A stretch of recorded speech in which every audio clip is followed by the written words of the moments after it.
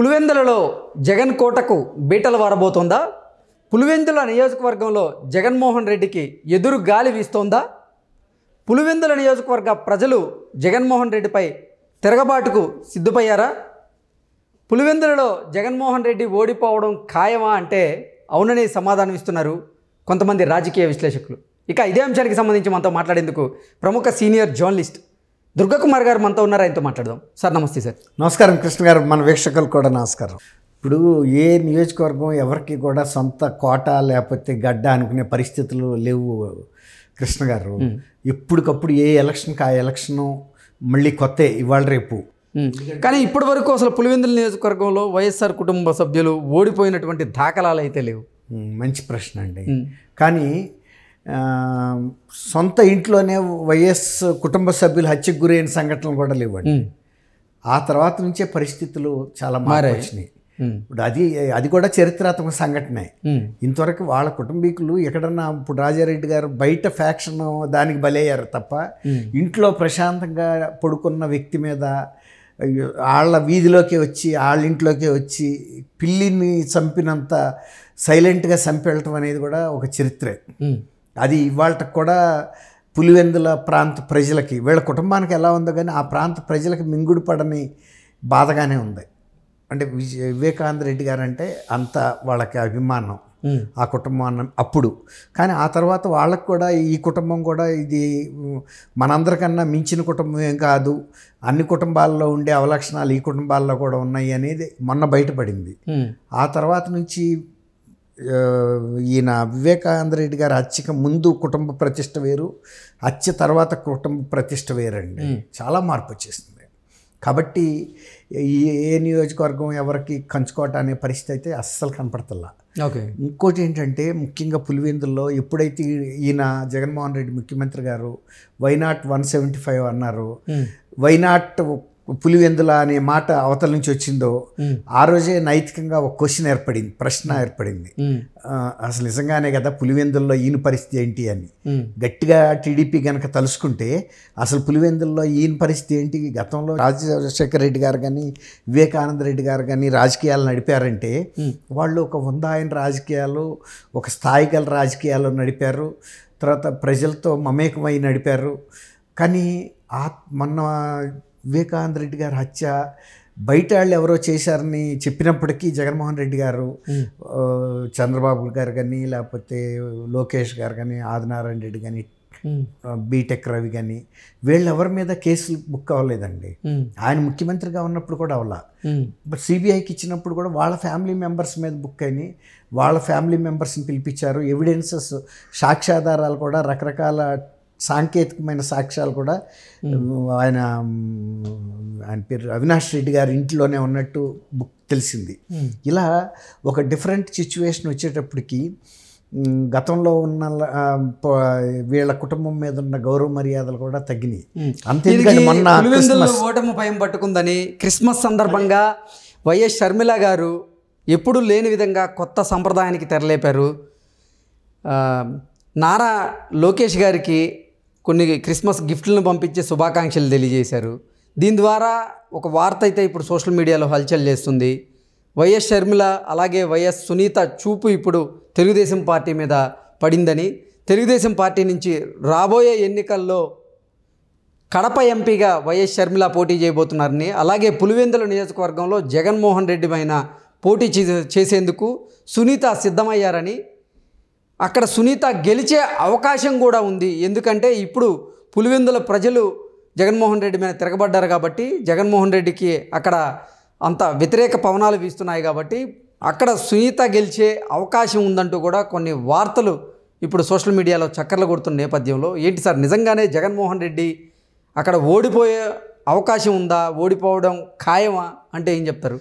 ఓడిపోవటం ఖాయమా గెలవటం ఖాయమా కన్నా కూడా వాళ్ళిద్దరూ కనుక అక్కడి నుంచి తెలుగుదేశం టికెట్ మీద పోటీ చేయటం అనేది నైతికంగా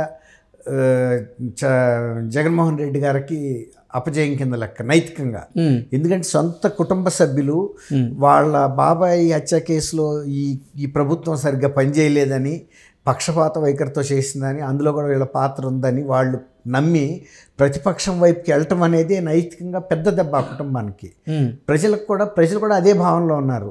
వీళ్ళ పట్ల సానుభూతి ఉంది కానీ జగన్మోహన్ రెడ్డి గారి సానుభూతి లేదు. మొన్న ఈ మధ్య ఈయన క్రిస్మస్ పండగకి దానికి అక్కడ ఇడుపులపాయికి వెళ్ళినప్పుడు జనరల్గా ఎప్పుడు వెళ్ళినా కూడా కార్యకర్తల మీటింగ్ పెడతాడు ఆయన. మరీ ముఖ్యంగా ఎలక్షన్లు వస్తున్నాయి కాబట్టి ముఖ్యమైన కార్యకర్తలను పిలిపిస్తే వాళ్ళు ఫస్ట్ చేసిన కంప్లైంట్ ఏంటంటే మాకు బిల్లులు రావటం లేదు. ఈయన నమ్మి ఒక్కొక్కరు 2 కోట్లు మన జగన్మోహన్ రెడ్డి గారే కదా ముఖ్యమంత్రి, ఎవరికన్నా రాకపోతే ఏమో కానీ మనకెందుకు రాకుండా ఉంటాయి మన నియోజకవర్గంలో బిల్లులు, అర్థమైందా? మిగిలిన సాట స్టేట్ అంతా సఫర్ అవుతుంది తెలుసు వాళ్ళకి, కానీ కనీసం మన నియోజకవర్గానికి మన జిల్లా కన్నా ఇస్తారని వాళ్ళు నమ్మి చేశారు. వాళ్ళు బయట నుంచి అప్పులు చేశారు. ఇవాళ వాళ్ళ పరిస్థితి చాలా ఘోరంగా ఉంది.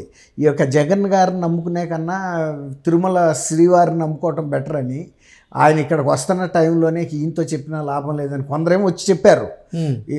ఒక 80% పీపుల్, ఒక 20% పీపుల్ ఇది లాభం లేదని కాలినడకన శ్రీవారికి దర్శనం చేసుకుని ఆయన నాకు ప్రార్థిస్తే ఈ ఎలక్షన్లు అయ్యే లోపల బిల్లులు వస్తాయని ఆశ, దింపుడుకి వెళ్ళే ఆశ. అంటే అక్కడ ఉండి కూడా ఆ సమావేశానికి వెళ్ళకపోతే మళ్ళీ ఆయన వాళ్ళు అసలు కాలినడకని తిరుమల వెళ్తున్నట్లు కూడా కొన్ని వార్తలు వచ్చినాయి. అవును, అది కూడా వాళ్ళ ముఖ్య అనుచరులకు చెప్పే వెళ్ళారు. మేము ఈ ఇబ్బందుల్లో ఉన్నాం ఆర్థికంగాను, ఈయన ఎట్టి పరిస్థితుల్లోనూ మీతో చెప్పాము, ఆయనతో చెప్పినా అవటం లేదు కాబట్టి మేము దేవుణ్ణి మొక్కుకోవటానికి వెళ్ళాము, ఆ సంగతి చెప్పండి అని చెప్పారు వాళ్ళు. అట్లా వాళ్ళతో చెప్పేసే వెళ్ళారు. దాన్ని బట్టి ఏమవుతుంది, సొంత నియోజకవర్గంలో బిల్లులు కూడా ఇవ్వలేనంత ఆర్థిక మాంద్యంలో ఉన్నాడు ప్రభుత్వం అనేది అర్థమవుతుంది కదండి. ఆయన చేయమంటేనే కదా వర్క్స్ చేసింది వాళ్ళకేం అవసరం. రెండోది, ఇప్పుడు ఈయన అడిగాడు ఏంటి మన పరిస్థితి ఏంటి అని. పరిస్థితి ఏముందండి, ఏమన్నా డెవలప్మెంటల్ యాక్టివిటీస్ ఏదైనా చేస్తే కదా పరిస్థితి అడగటానికి, పరిస్థితి ఏం లేదు. తర్వాత ఇంకోటి, వివేకానంద రెడ్డి గారి హత్య తర్వాత మన పార్టీ పరిస్థితి, కుటుంబ ప్రతిష్ట ఇంకా దిగజారిపోయింది, పార్టీ ప్రతిష్ట అని కూడా వాళ్ళు కొండ పగలగొట్టినట్టు చెప్పారు. అసలు వివేకానంద రెడ్డి హత్యకు కారణం సునీత, అలాగే అతని భర్త రాజశేఖర్ అని చెప్పింది కూడా మనకు బాగా నియోజకవర్గంలో నెగిటివ్గా మారింది అనేది కూడా ఒక వార్త చెప్పారంట. అది కూడా చెప్పారంట. ఇంకొకటి ఏంటంటే మీరు చేసిన పెద్ద తప్పు, సునీత గారు తండ్రిని హత్య చేస్తాడు, ఆ తర్వాత వివేకానంద రెడ్డి గారు అల్లుడు రాజశేఖర రెడ్డి గారు ఈ హత్యలో ఉన్నారని మీరు చెప్పడం ఇంకా వికటించింది. దానికి తోడు అసలు వివేకానంద రెడ్డి గారి వ్యక్తిత్వాన్ని హననం చేసేలాగా, అవును, ఆయన స్త్రీలోలుడు అని చెప్పేలాగా ఒక రకం కాదండి. ఆర్థిక పంచాయతీలు అన్నారు, తర్వాత ఆడవాళ్ళకి సంబంధించిన ఇష్యూస్ లేవనెత్తారు, తర్వాత ఒక ముద్దాయి తల్లితో అక్రమ సంబంధం అని చెప్పారు. ఆయన్ని ఏ విధంగా ప్రతిష్ట దెబ్బతీయాలో అన్నీ చేయటం వల్ల కూడా ప్రజల్లో ఇంకా విరక్తి కలిగిందండి. వివేకానంద రెడ్డి గారు ఏంటనేది లోకల్గా తెలుసు అందరికీ, ఈయన సౌమ్యుడు, అందరికీ అందుబాటులో ఉంటాడని. కానీ ఆయన ప్రతిష్టను దెబ్బతీయబోయి ఈ కేసు నుంచి తప్పించుకోవడానికి చేసిన ప్రయత్నం, ఇందాక మీరు అన్నారు సరే, గతంలో లాగా నల్లేరు మీద నడకలాగా వెళ్ళగలిగిన పరిస్థితి లేదు. ఇంకోటి ఏంటంటే, వివేకానంద రెడ్డి గారు హత్య జరిగినప్పుడే స్థానికులు ఆ రోజే కామెంట్ చేశారు ఇక అయిపోయింది ఈ కుటుంబ పరిస్థితి అని. వాళ్ళకి తెలుసు ఎవరు చేశారు, ఎందుకు చేశారు, వీళ్ళని ఎవరు కేర్ చేయరని. ఇప్పుడు అటువంటి పరిస్థితి వాళ్ళ స్పష్టంగా కనపడుతుంది. అధికారంలో ఉన్నంతకాలం వేరండి, అధికారం దిగేటప్పుడు దిగబోయే ముందే ఎవరు లెక్క చేయరు. ఇప్పుడు వాళ్ళ బిల్లులు కనుక ఇప్పటికీ ఇవ్వలేదు, రేపు ఇంకో గవర్నమెంట్ వస్తాయి, అంతకుముందు గవర్నమెంట్ బిల్లులన్నీ తొక్కి పక్కన పడేశాడు, రేపు వచ్చే గవర్నమెంట్ కూడా ఈ బిల్లులు కూడా తొక్కి పక్కన పడేస్తుంది కదండి. మరి వాళ్ళ అనుచరుల పరిస్థితి ఏంటి ఆలోచించుకోవాలి కదా వాళ్ళు కూడా. ఇప్పుడు దాంతో వాళ్ళకి దిక్కు తెలవట్లా. ఇక దాంతో ఇక ఈయన ముఖ్యమంత్రి కూడా ఉండి మనలాంటి ముఖ్యులకే సేవ చేయలేకపోతే ఇతరులకి ఏం చేస్తాడనేది దీనికి లెక్కకు వచ్చేసారు వాళ్ళు. కాబట్టి పులివెందుల పూర్వంలాగా అయితే ఉండదండి పరిస్థితి. అందులో రేపు షర్మిల గారే ప్రచారం చేస్తే, తర్వాత సునీత గారి పట్ల సానుభూతిలో ఉన్నారు వాళ్ళు. సునీతకి ఇంత కేసు కూడా పెట్టబోయారండి. కాబట్టి మీరు అన్నది వాస్తవమే అండి. ఓకే, అంటే జగన్మోహన్ రెడ్డి పులివెందుల నియోజకవర్గంలో ఓడిపోవడం ఆశ్చర్యం ఏం లేదండి. Okay sir, thank you so much. Thank you Krishna గారు. వీక్షకులు కూడా మన నమస్కారం.